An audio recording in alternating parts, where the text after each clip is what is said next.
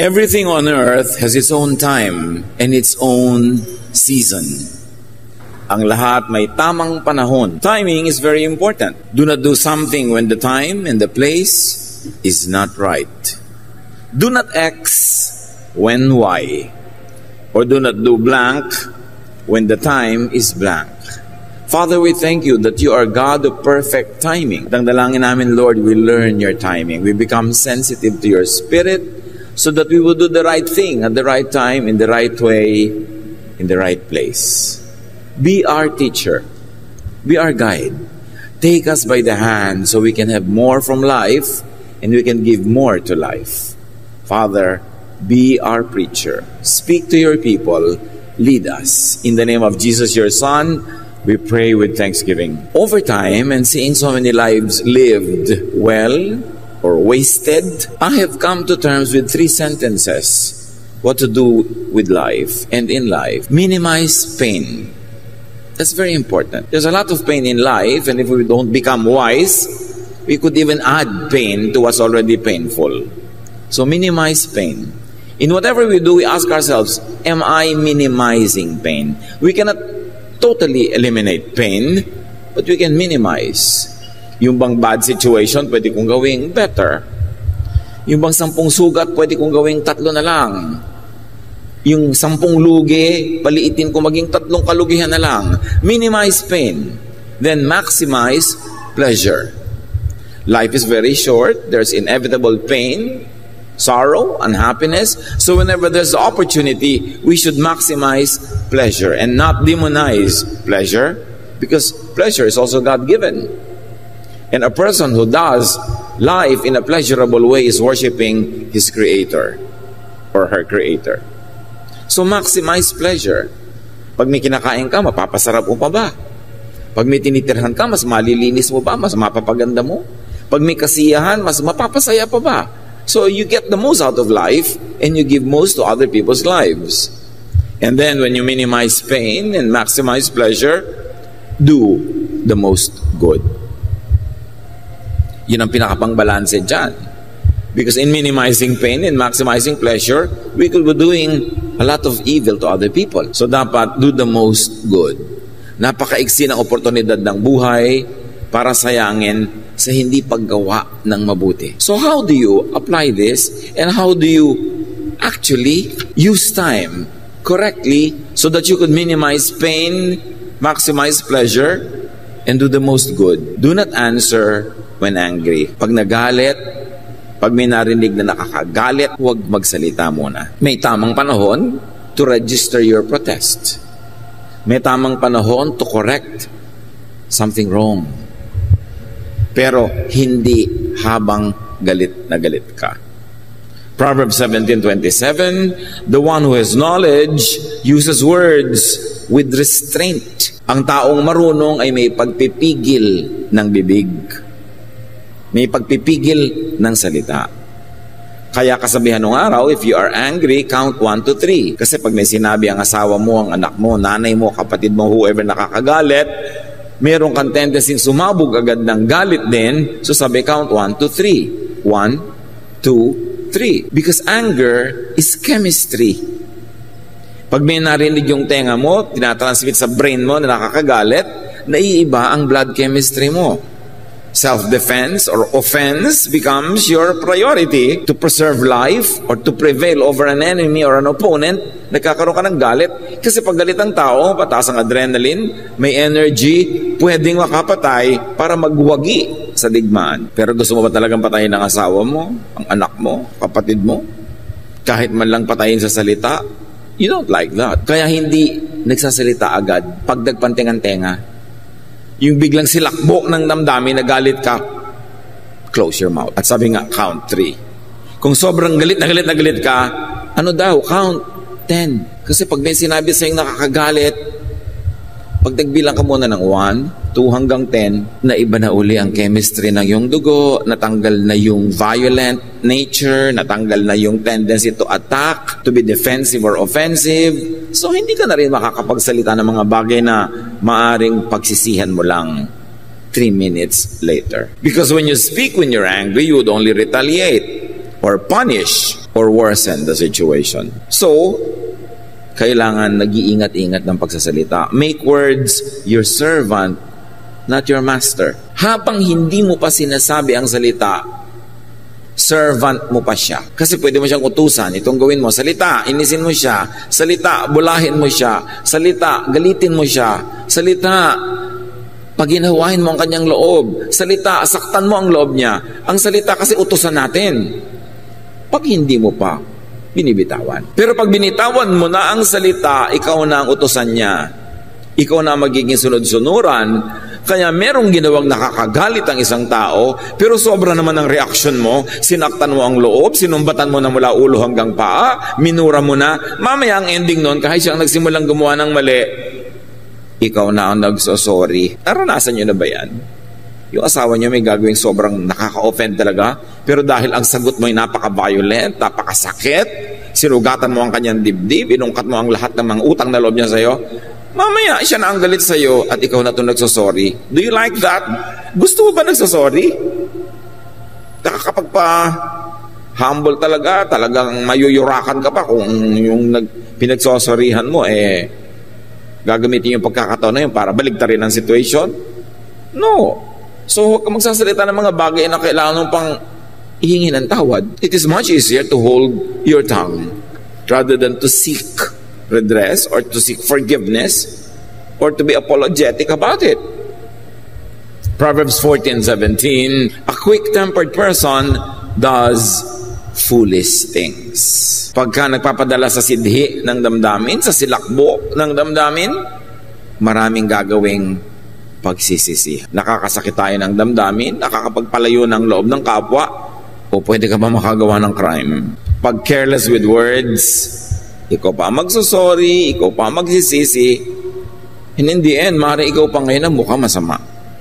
So sabi sa Ephesians 4:26, in your anger, do not sin. Maybe we should operationalize that and say, in your anger, do not speak. So paano yun? Paano kayo tutuwid ng mali? Mamaya na.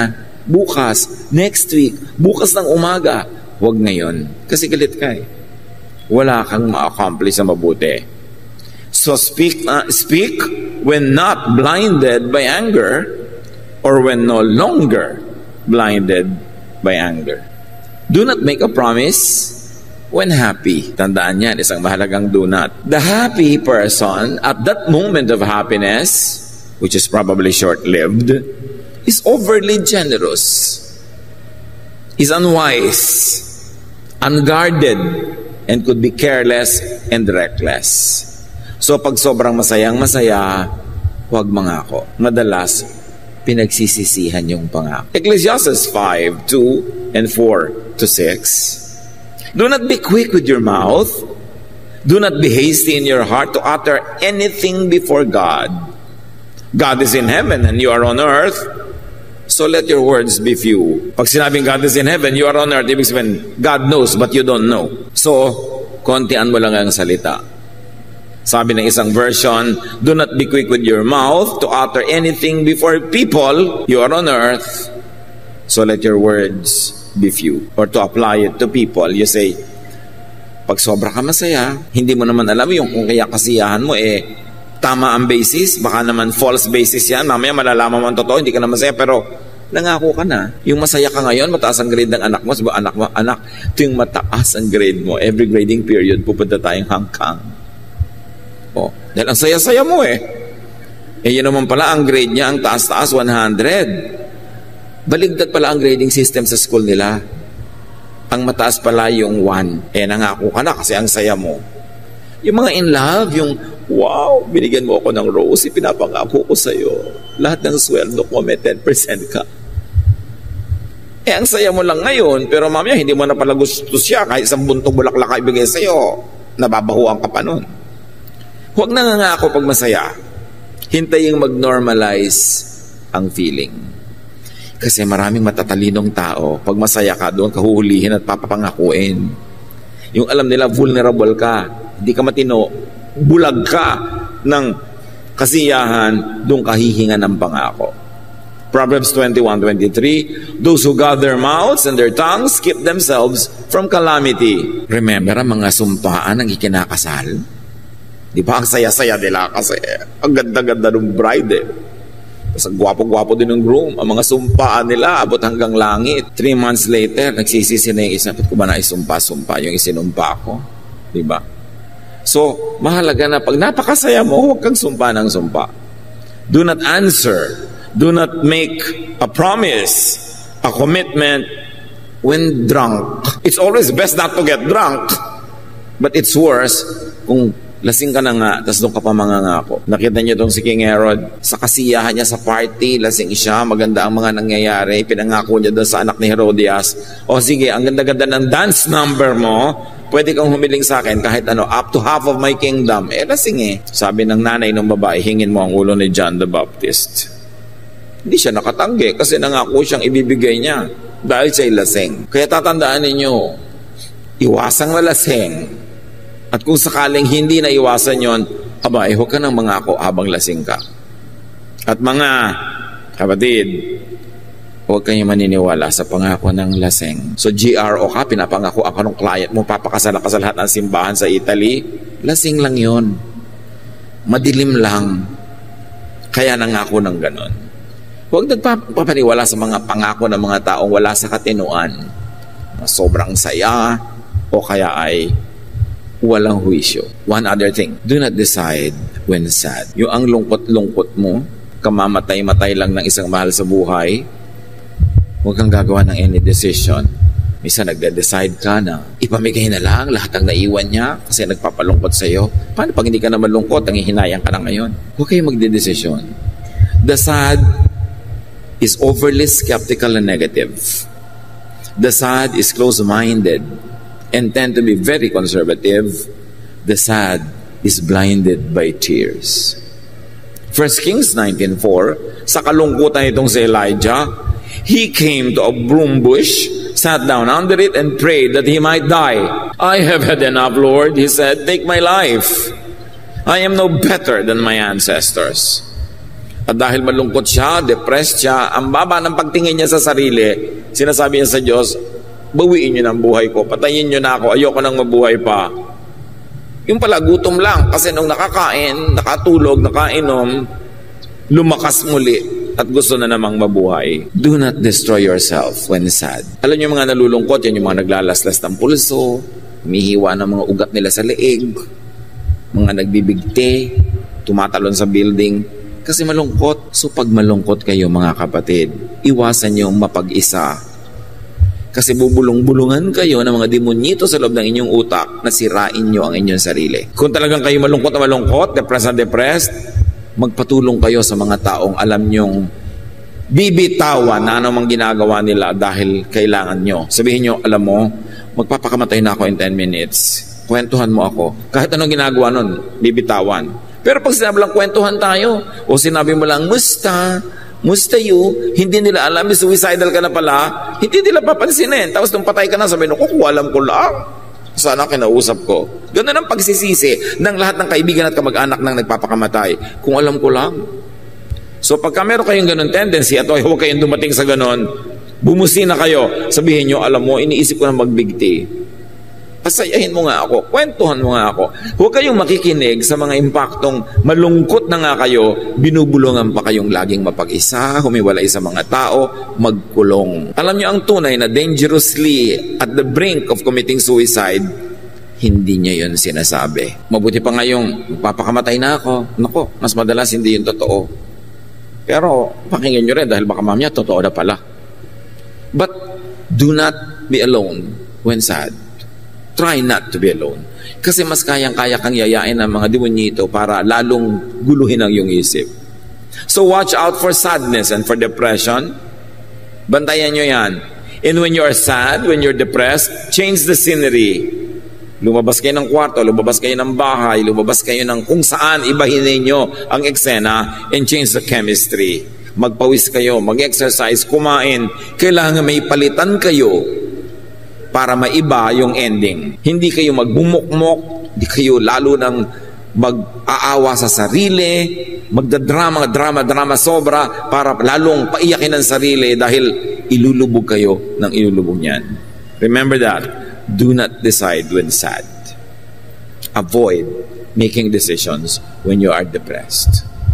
And then do not rejoice when your enemies fall. Kasi parang, wow, panalo ka na. Nabigo na siya, bumagsak na siya, lumaglag na. No. Resist the temptation to rejoice. Proverbs 27:17-18. Do not gloat when your enemy falls. When they stumble, do not let your heart rejoice. For the Lord will see and disapprove and turn His wrath away from them. So kung sila itinutuwid ng Diyos, at sa proseso na sila nahihirapan, nasasaktan, huwag kang magbunyi, huwag kang magdiwang. Kasi pag nakita daw yun ng Diyos, malamang na i-disapprove niya ang iyong behavior at itigil niya ang ginagawa niyang pagtutuwid o pagpalo paminsan-minsan doon sa mga taong yon. Basta, huwag mong ikatuwa ang kabiguan ng iyong kapwa kahit mo siya kaaway. Kasi baka tumalbog sa'yo at sa'yo dumating at dumikit yung nangyayari sa kanya. And very, very importantly, do not boast when you are healthy or wealthy. Pag malusog ka, malakas, may sigla, huwag ipagyabang yon. Kilalanin na yun galing sa Panginoon at ganoon din kung ikaw ay mayaman, marami kang tinatangkilik, maraming resources, huwag ipagyabang. Kilalanin na galing sa Panginoon and you will be humble enough, grateful enough, and kind enough to others. Ano yung pagyayabang? Hindi naman sasabihin mong mayabang ako, may pera ako, malakas ako, kundi yung pinapresyo mo na laging ganun yun, hindi yun maiiba. Kung makaasta-asa ka, parang lagi kang malakas, lagi kang may pera, lagi kang mayaman, hindi naman talaga ganun yun. So ilagay sa tama ang sarili. James 4:13-15. Now listen, you who say, today or tomorrow we will go to this or that city, spend a year there, carry on business, and make money? Why? You do not even know what will happen tomorrow. What is your life? You are a mist that appears for a little while and then vanishes. Instead, you ought to say, if it is the Lord's will, we will live and do this or do that. Huwag daw i-presume na, sige, sa isang taon yan ang gagawin natin, sa isang taon yan itong gagawin natin. Kasi yung bukas nga hindi mo alam. Hindi masamang magplano para sa isang taon. Hindi masama na mayroon kang plano para sa 10 years, 15 years from now. Plan as if you're going to have a very long life, but live as if you're going to die today. Because you might. So ang sinasabi dito nitong James, do not presume. In other words, always take into consideration that your strength, your life, your wealth could disappear today. It should keep you humble. It should keep you careful. And it should keep you appreciative of the moment, to be thankful to God, to celebrate life. Isa pang uri ng pagyayabang ganito magbakasyon ka naman, next week na. Pagyayabang yun kasi buhay ka pa ba next week? Alam mo yun? Alam mo, sobra ka ng hirap na hirap sa buhay, kailangan magkaroon ka ng break. Next month na, next year na. Ganon din yung mga pamilyang magtiis na lang muna tayo, darling, ha? 3 years from now, magbabakasyon tayo sa Bicol. 3 years pa from now. Para pagyayabang yan. Alam ba nating buhay pa tayo 3 years from now? Ang ibig sabihin lang, mga kapatid, kung kaya mo na ngayon, isingit mo na, magpahinga ka, magbakasyon ka, mag-enjoy ka, huwag mong ipagyabang na buhay ka pa 10 years from now kasi hindi mo alam yun. Napaka-importante na alam mo that you are a mortal being, that life could be snuffed out of you anytime. Do not presume that you will live long, although prepare to live long. Yung iba sobrang mag-ipon, ipon para pagdating nila ng 70 years old, doon nila gagastusin. Kaya lang nung 69.5 years old, doon na tighok bigla. Sayang. So dapat ngayong 50, gumastos ka na ng konti, mag-ipon ka ng konti. 55, gumastos ka ng konti, mag-ipon ka uli ng konti. 60, gumastos ka ng konti, mag-ipon ka ng konti.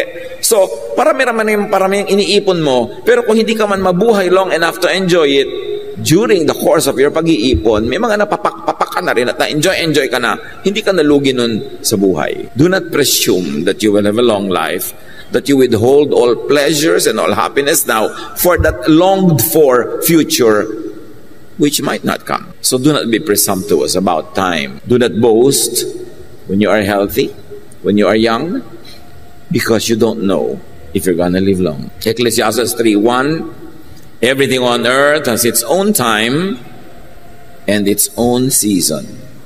And because you don't know when the time of death is, always keep in mind that it could happen mamaya.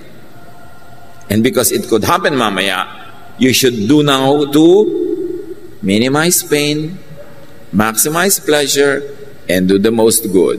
Hindi ka biglang namatay mamaya, bukas hindi ka rin namatay, hindi ka naman lugi. If you minimize pain, maximize pleasure, and did the most good today, tomorrow, or next week, or next year, kahit gawin po yun araw-araw in the next 50 years, hindi ka naman lugi. So what's wrong with that? But to maximize all the pain now, so that you could maximize all the pleasure next week, yun ang presumptuousness. You don't know. So be sensitive to time. Be sensitive to context. Ano ba yung nangyayari sa paligid? Makiramdam. Proverbs 15:23, giving the right answer at the right time makes everyone happy. But remember, in giving answer, sometimes speech is silver and silence is gold. And sometimes the best speech is silence. Kung wala ka rin lang matinong masasabi, wala kang siguradong tamang masasabi, ang pinakamabuting gawin is to be quiet. A person finds joy in giving an apt reply. And how good is a timely word? Also, how good is timely silence? Yung may nagawa ang asawa mo, anak mo, nanay mo, kapatid mo na sobrang mali, alam niyang maling-mali, tapos silent ka lang, hindi ka nang ko-condemn. Beautiful. Alam niyo, pinaka-nakakainis madinig, nagkamali ka na, sabi pa ng kasama mo, I told you so. Yung salitang yan, I told you so, 3, kamumuhian ka na kapwa mo. Yung bang alam na niya ididiin mo pa, may sugat na siya, kikiskisan mo pa ng asin, I told you so. Pag sinasabi mo, I told you so, itinataas mo ang iyong sarili at ibinababa mo siya. Matalino ako, ikaw hindi. Alam ko na yun pa, ikaw hindi. Ayan, ganyan ngayon nangyari sa iyo. Minimize if you could not totally avoid saying, I told you so. Especially if the lesson is obvious. Obvious na Doon mo ma-appreciate ang taong may class. Yung marunong manahimik kung kailan nasa kanya lahat ang karapatan na magtalumpati. Yung siya ay nagbibigay, di nasa kanya na lahat ang entablado para magsalita. Tapos ang tahimik niya magbigay, wow! Ang galing na tao. Hindi yung nagbibigay, tapos, ayan, tanggapin mo. Galing sa akin yan. Batukan ka, patay, gutom. Alam mo, kahit bigyan mo yun, naiinis sa'yo. Sayang naman, nagbigay ka na, tapos ang ending, nakainisan ka pa dahil lang natong matabil ang bibig mo. Talagang nagdusa ka na, nagpakasakit, nagbigay. Pero may sasabihin ka na nakakasakit ng damdamin, yun ang naiiwan sa puso ng tao, hindi yung appreciation o pasalamat.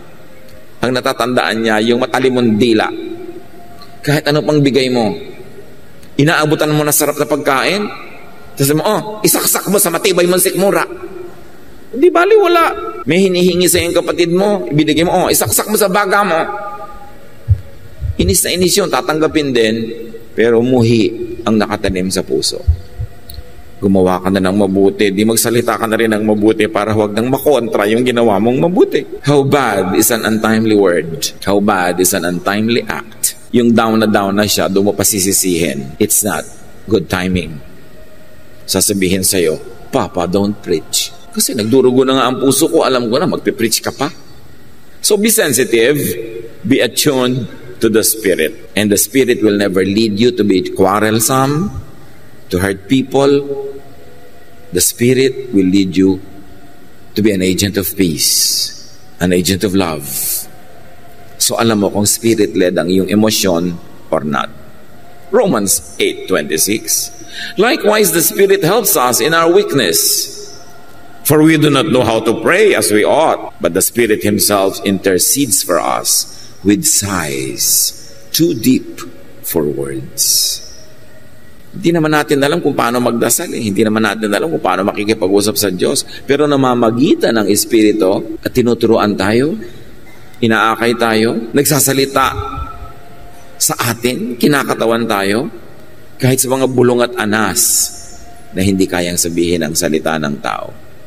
So the Spirit can actually lead you, can speak to you beyond words, without words. Kailangan lang be quiet, be still, and know that I am God.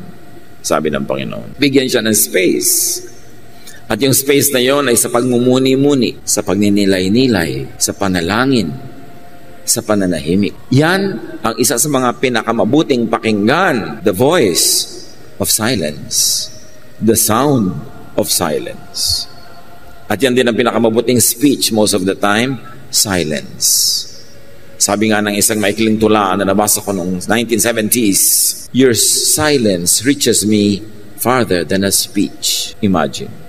A husband telling the wife in poetry, your silence reaches me farther than a speech. Mas effective yung silence ng isang babae o kahit ng lalaki na may ginawang mali yung partner mo, imbes magbunganga ka, gumagawa ka ng sandwich, tapos yung mukha mo nakaganyan-ganyan lang. Para ka Mona Lisa.